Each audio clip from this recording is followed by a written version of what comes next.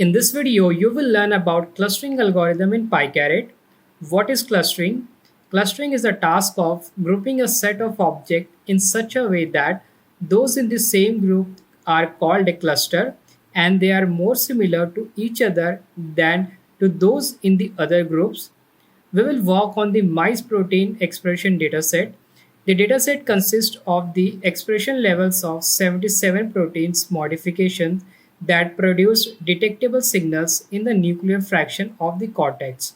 Let's get the dataset from pycaret.datasets import get underscore data. I'll make one variable dataset and then I will call the function get underscore data. Inside this, I will pass the dataset name. The dataset name is mice. Let's execute our code. This will take 1 minute to download the dataset in our Jupyter notebook. You can see the output here. We got the dataset here. We are going to make the cluster based on this first column mouse ID. We have different mouse IDs such as 309 underscore 1, 309 underscore 2, and so on. We will be using this column to make clusters. Let's look at the shape of the dataset. Dataset dot shape. In the output, you can see we got the shape of a dataset. There are total 1080 rows and 82 columns. We can also look at the head and tail of the dataset. I will call dataset dot head. This will give us the top 5 rows of a dataset here, and we can see the columns here. So there are many columns. We can read the first column name mouse ID, and these other columns are the short form, and these are the first 5 rows. We can also look at the bottom 5 rows. We will use the method tail, dataset dot tail. We can call all the pandas function in pycaret, and in the output you can see we got the bottom 5 rows of a dataset. You can look at the row numbers here, 1075, 1076, and so on. We can also look at the statistics of this. We will write dataset dot describe, and here in the output you will see we got the statistics such as the count. There are total 1077 samples. Then we have mean, standard deviation, the minimum value in each rows, 25% of the values in this all these rows, 50%, 75%, and the maximum values. Next, we are going to split the dataset. Let's split the dataset into train and test. For training, we will consider 95% of the data, and for testing, we will consider 5% of the data. I'll make one variable data underscore train, and in this I will save the training dataset. I will call our dataset dot sample, and this sample function will randomly select the 95% of the samples, and here I will pass the parameter fraction FRSC 0.95 because we are considering 95% for the training dataset. The next parameter will be random state. You can pass any number here in random state. Let's execute our code. Let's look at the shape of our training dataset. I will write data underscore train dot shape. In training data, we have total 1026 samples and 82 columns. Let's also look at the head of the training dataset, data underscore train dot head.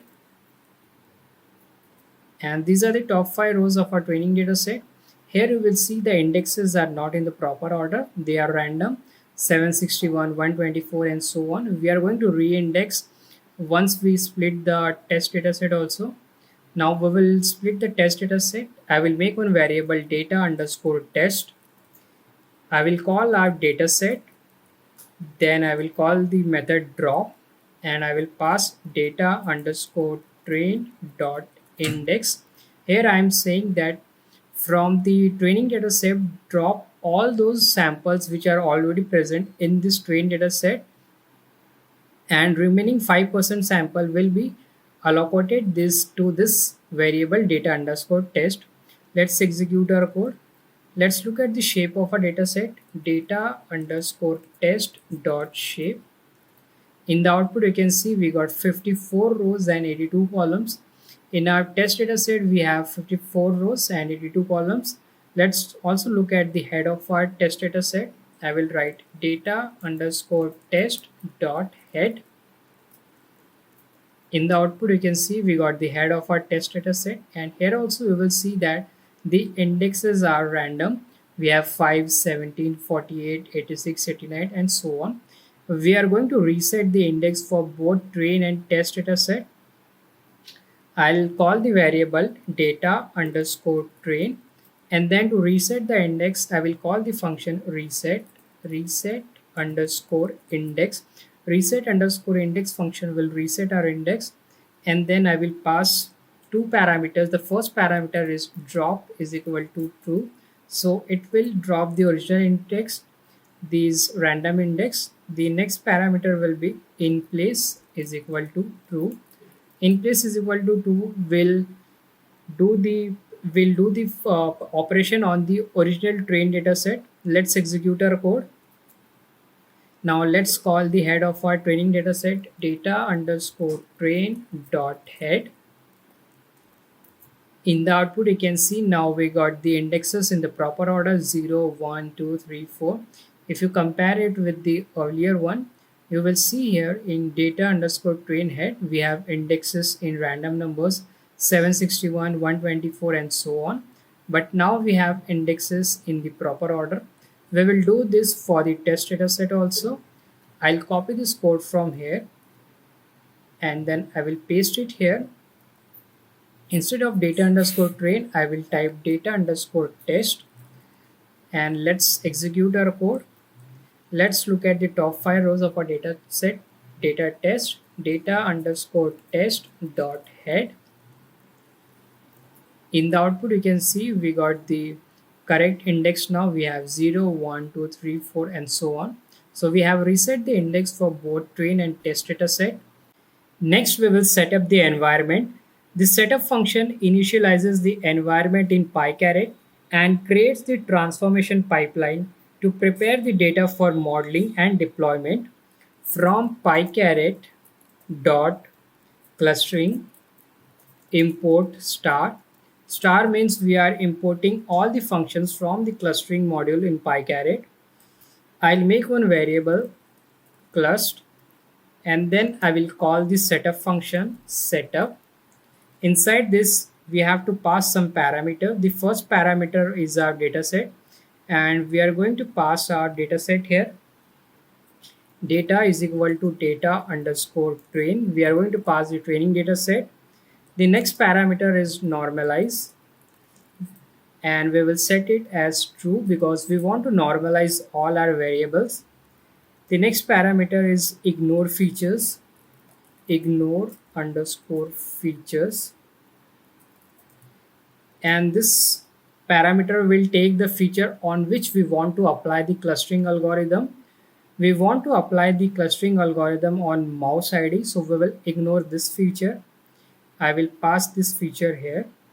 I'll just copy this column name from here, and in double quotes I will paste this here. The next parameter is session ID. And this can be random. You can put any number here. I'll put 1 to 3. This is similar to seed function in Python. If you want your result to be same as mine, then you have to put 1 to 3 here. Let's execute our code. This will create the transformation pipeline. You will get some message here, and here you will see one message. Following data types have been inferred automatically. If they are correct, press enter to continue or type. Because these variables are correct and the data types are correct, so I will press enter here. I'll just press enter here. Once I press enter, I will get all this information. You can see all this information such as the session ID, then we have original data, missing values. So in this data set there are missing values, that's why we got true here. Then Numeric features, there are 77 numeric features. Categorical features, there are 4 categorical features, and so on. You will get all the description here. Next, we will create a model. First, we will create a k-means model. I will make one variable k-means, and then to create a model, we have to use the function create underscore model. Inside this, we have to pass the algorithm name. The algorithm name is k-means. Let's execute our code, and here you will see we got some output here. We have this CLOT, and then all the other information are given here. We can just print our object k-means, print k-means, and you will see here these are the hyperparameters of the algorithm k-means, such as the algorithm type is auto, copy extrude, initializer k-means plus plus, maximum iteration 300, n cluster, that is number of clusters 4, and so on. So by default it will create 4 cluster, but if you want to change the number of cluster, you want to make it 5, 6, 7, or 1, 2, 3, you will have to pass this parameter n underscore cluster and then define the number of clusters you want. Otherwise, by default it will create 4 clusters for you. Let's create a k-means model. Next, we will create a k-modes model. We have created this k-means here and saved in this object k-means. Next, we will create k-modes. I will make the object k-modes. Then I will call the function create underscore model. And now I will pass the algorithm k-modes. And then I will pass one more parameter, number of clusters. And in k-modes, I want to make six clusters, so I will pass 6 here. Let's execute our code. You will get some information here, and these are the information. We will print our object k-modes, print k-modes. In the output, you can see these are the hyperparameters of the algorithm k-modes, such as maximum iteration 100, n cluster 6. So by default, k-modes will create 6 cluster for you. But if you want to create less or more clusters, you have to use this parameter, and then you have to pass 1, 2, 3, 4, 5, 6, 7, 8, whatever number of clusters you want. There are 9 clustering models available in PyCaret. To see the list of modules in the library, we will use the models function. I will just call models here, and this will give me a list of all the clustering algorithm. And in the output, you can see we got the algorithms and their ID. K means clustering, the ID is K means, then affinity propagation, mean shift clustering, spectral clustering, agglomerative clustering, density based spatial clustering, optics clustering, K-modes clustering, and so on. All these clustering algorithms are available in this PyCaret module. Let's assign our model to the variable. So we have created this k-means model here. You will see here we created the k-means model. Now we are going to assign this model result to a variable. I'll make one variable k-means underscore result, and then to assign it, I will call the function assign underscore model, and inside this I will pass our object k-means. Let's execute our code. Now let's look at the head. K-means underscore result dot head, result dot head. In the output, you will see we got the results here. So we have this mouse ID, and then we will go at the end, and here you will see the result. We got a new column here, cluster, and this column will tell us the samples belonging to which cluster. This first sample is belonging to cluster number 3. The second sample is belonging to cluster number 0. The third sample is belonging to cluster number 2.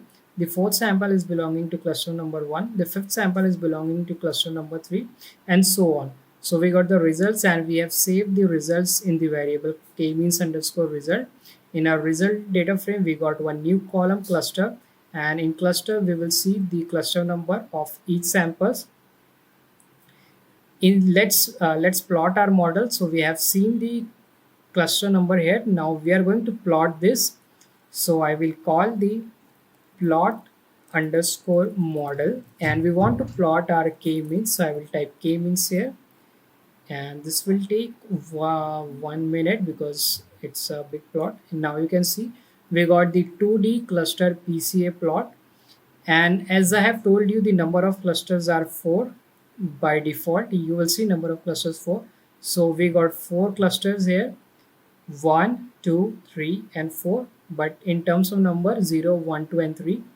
So this is a very beautiful chart here. You can see the all the 4 clusters here. This one is the green cluster, the cluster number 2, the cluster number 1, cluster number 3, and we have one more cluster here, cluster number 0. We got all the cluster here, and this plot is really beautiful. You can look at the plot and you will be able to analyze the clusters here.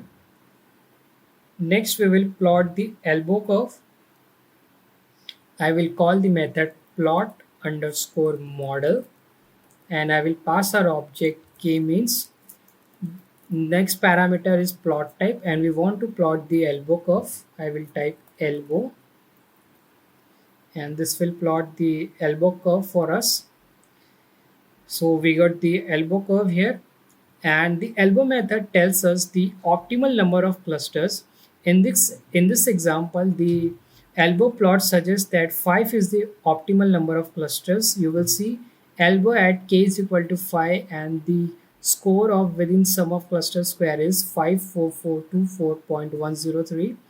So looking at the elbow plot, we got the optimal number of cluster is equal to 5. And now let's make a similarity plot.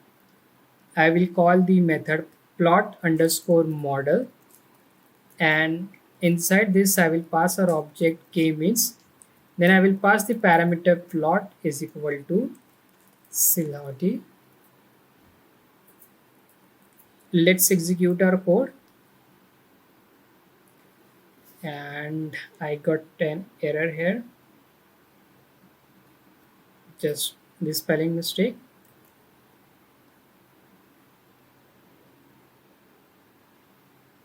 I have to type E here. Now you can see the plot here. This plot provides graphical representation of how will each object has been classified. So we will see we are having 4 cluster, 1, 2, 3, and 4. So there are total 4 cluster, and this plot will tell us like how this is telling us graphically that how each object has been classified. So this is how you can make the plot here. The next we will make a distribution plot. I'll call the method plot underscore model, and inside this I will pass our k-means object, k-means. Then I will pass the parameter plot type, and the plot type is going to be distribution. Let's execute our code. The distribution plot shows us the size of each cluster, and you will see here we are having 4 cluster, 1, 2, 3, and 4, and the cluster number are 0, 1, 2, and 3, and this is telling us the size of the cluster. So you will see here cluster number 0 has most of the samples, because this has you can see the bar is very big here. So cluster number 0 has more than 350 samples. Then cluster number 1 has, this is the cluster number 1, and cluster number 1 has almost 170 or 180 samples. Then we have cluster number 2. Cluster number 2 has 220 or 230 samples, and cluster number 3, the cluster number 3, this cluster number 3 has the highest number of samples. This is cluster number 0, and cluster number 0 is here in blue color. So cluster number 0 has 200 sample. Now looking at the bar, you can see that cluster number 3 has the most number of samples, then the least number of samples are in cluster number 1. So this is a very nice beautiful plot. By looking at the plot, you can understand the underlying distribution of the clusters. We can put one more additional parameter in our distribution plot. I'll just copy this code from here, and I will paste it here. I will pass the parameter, one more parameter, feature is equal to class, and this will make the plot. Each bar in the plot represents a class which is colored with a cluster label. We can see that the class, this we will see that the class TSCM and CSCM is mostly dominated by cluster number 3. You will see in cluster number 3 we have this class CSCM, and then we have class this TSCM. These two classes are dominated in cluster number 3 here. You can look at the features by passing this parameter feature underscore class. So this is one of the very important parameter which can help you to identify the ID, and in which those most of the ID are in which cluster number. Let's make prediction on the test data. We have saved 5% for the test data. I'll make one variable test underscore pred. In this, I will save the prediction. I will call predict underscore model. Predict underscore model function will help us to make prediction on our test data. Inside this, I will pass our object k-means, and then I will pass the parameter data, and we want to make prediction on the test data set. So I will type data underscore test. Let's execute our code. We have successfully made predictions and saved in the variable test underscore pred. Let's look at the head of our predictions. We will write test underscore pred dot head. In the output, you can see we got a data frame here, and I'll go to the last column here, and you will see here we got the new column cluster, and these are the predicted clusters for this sample. The predicted cluster is cluster number 2 for this sample second. The predicted cluster is cluster number 2 for the sample number 3. The predicted cluster is cluster number 0, and so on. The cluster column indicates the cluster label predicted from the trained k-means model. Let's save the model, and this is the final step. We will save the model. To save the model, we will call the function save underscore model, and inside this we will pass our object k-means, and then we have to give our model name.